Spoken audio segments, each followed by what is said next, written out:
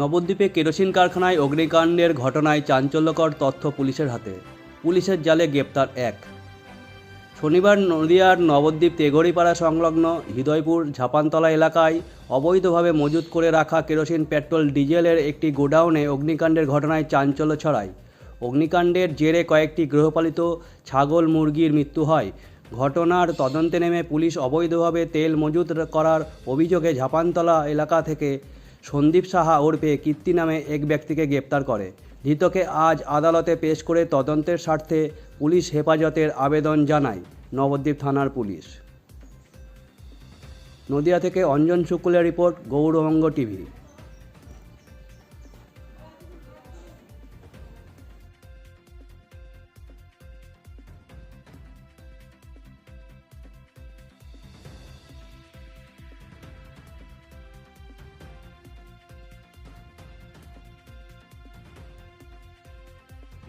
ছাপানতলা থেকে সেই ঘটনায় আপডেট কি আছে? আপডেট আছে, আমরা ফায়ার ব্রিগেডের ইনচার্জের কমপ্লেনে একটা কেস স্টার্ট করেছি। আর এই অবৈধ তেলের ব্যবসার সাথে যিনি জড়িত সেই কীর্তি সাহাকে আমরা অ্যারেস্ট করেছি। আজকে ওটি ফরওয়ার্ড করছি ওই কৃষি প্লেয়ার। কৃষি আসার পরে বাদ বাকি এই কেসের মধ্যে, এই ঘটনার মধ্যে আর কারা কারা জড়িত আছে ব্যবসা কিন্তু সেটা আমরা অভিযোগ কি একজনের নামেই হয়েছে? অভিযোগ দুজনের নামে। আরেকজনের নাম চাপড়া নিবাসী আলিম বলে বলছি। এইগুলো কি ব্যবসার সাথে জড়িত সেটা। ওখানে কি রকম তেল ছিল? পেট্রোল, ডিজেল না কেরোসিন?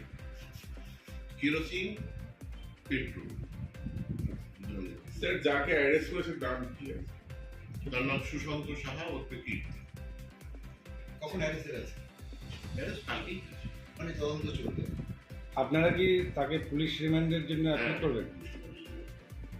এই তেলগুলো কোথা থেকে আসতো? বিভিন্ন জায়গা থেকে নিয়ে আসে, কোনো পেট্রোল পাম্প থেকেও নিয়ে আসে, বাইরে থেকেও নিয়ে আসে। এটা কি সেটা বহুদিন আমরা ধরে তদন্ত চলছে? করে দেখছি কোথা থেকে নিয়ে আসে। এটা কি বহুদিন ধরে চলছে?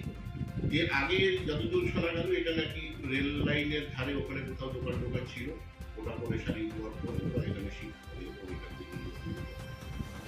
একটা জনবসতি এলাকায় এই ধরনের ইলিগাল ব্যবসা যা মারাত্মকভাবে অভিযোগ হচ্ছে।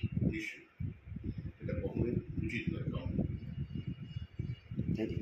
ওকে।